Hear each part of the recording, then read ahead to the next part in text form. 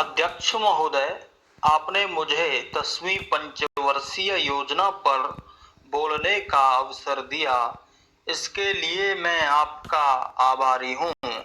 आपने मुझे कम समय दिया, इसके लिए भी आभारी हूँ। अभी मेरे से पूर्व कुछ सदस्यों ने हम पर यह आरोप भी लगाया कि हम योजना में विश्वास नहीं रखते।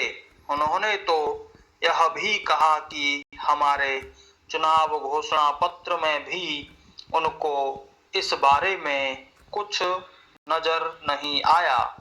मैं इस बारे में यह निवेदन करना चाहता हूँ कि उन्होंने कोई दूसरा घोषणा पत्र देखा, गलत घोषणा पत्र पढ़ा और उसी को हमारा घोषणा पत्र समझ बैठे।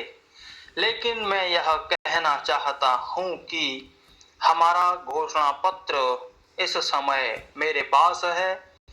इस घोषणा पत्र में हमारी घोषणा में योजना के बारे में स्पष्ट रूप से कहा गया है कि हम योजना पर विश्वास रखते हैं, लेकिन ऐसी योजना पर विश्वास नहीं रखते जो जनता के दुखों को दूर नहीं कर सकती, जो जनता के कष्ट दूर नहीं कर सकती।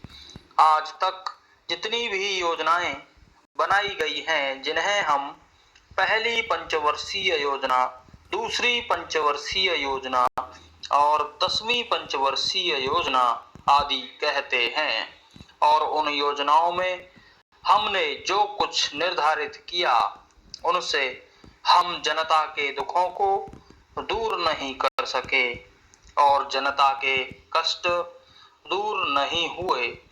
इन योजनाओं के परिणाम भी हमारे सामने हैं। बड़े बड़े अनुभवी बैठे, उन्होंने योजनाएं बनाई, लेकिन योजनाएं ठीक प्रकार से कार्यान्वित नहीं की गईं।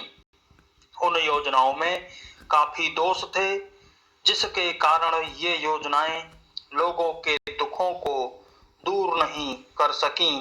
लोग दुखी ही रहे। मैं यहाँ पर कहना चाहता हूँ कि जो हमारी योजना थी, उसका परिणाम क्या निकला? उसका परिणाम यही निकला कि हमें रुपए का मूल्य कम करना पड़ा। जो योजना होती है वह राष्ट्र धन को ऊंचा करने के लिए बनाई जाती है, लेकिन हमारे सामने आंकड़े हैं, इसका परिणाम हमारे सामने है। हमने अब तक 9 पंचवर्षीय योजनाएं कार्यान्वित की हैं, लेकिन हमारी प्रति व्यक्ति आय में और जीवन स्तर में अपेक्षित वृद्धि नहीं हुई है। यह दुख की बात है। मैं यह कहना चाहता हूँ कि हमारी ऐसी योजना में विश्वास नहीं है जो जनता के कष्टों को, जनता के दुखों को दूर न कर सके। हम ऐसी योजनाओं पर विश्वास करते हैं जो उनकी आयु बढ़ा सकें, उनका आर्थिक विकास कर सकें, उन्हें उन्नत कर सकें।